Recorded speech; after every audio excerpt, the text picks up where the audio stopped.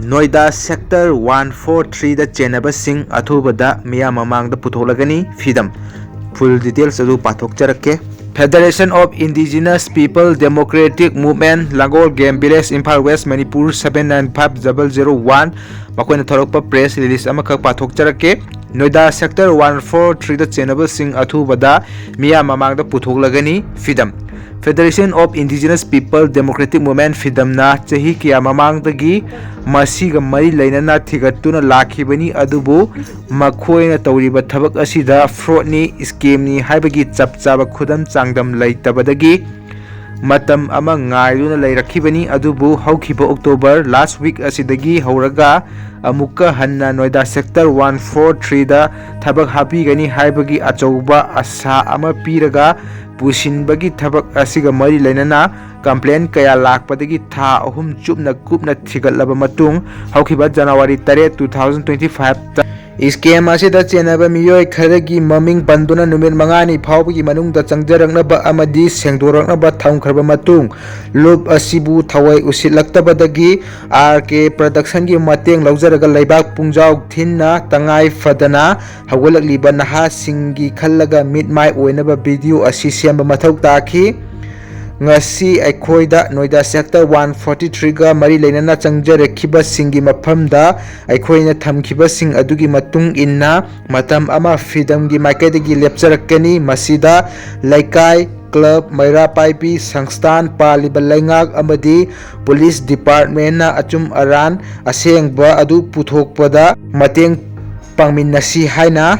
Laisang Them Ajit Kumar Maitai FIDM General Secretary na khutiek piduna thadorakpa press release asina khanghallagle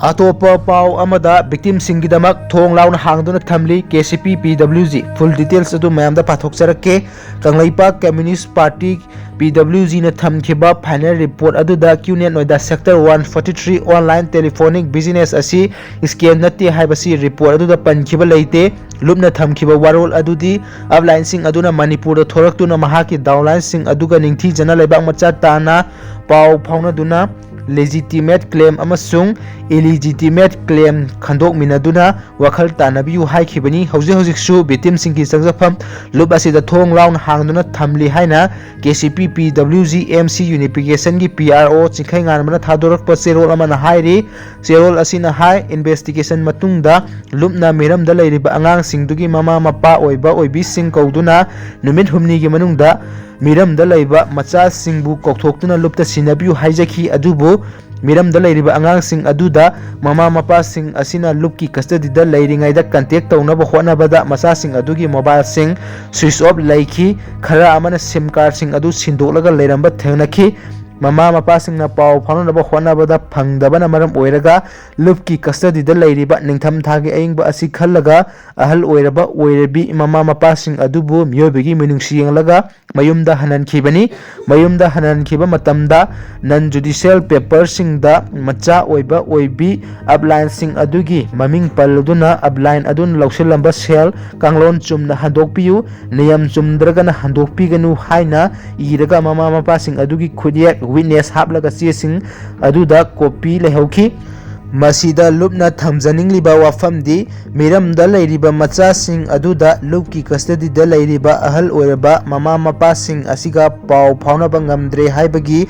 maral ahal oiraba mama mapa sing da tainagazra haiba wahang asi leibak miyamda hangjage nakal amoromda victim amatana investigation manungda lup asida pau phaupirakpa leite aikhoina pau phaunanaba hotna jabadasu ngamkhide final report thamlaba matung victim association ga karimata tanaramde haiba wafam adudi haibiganu haina cherol asina makha taragle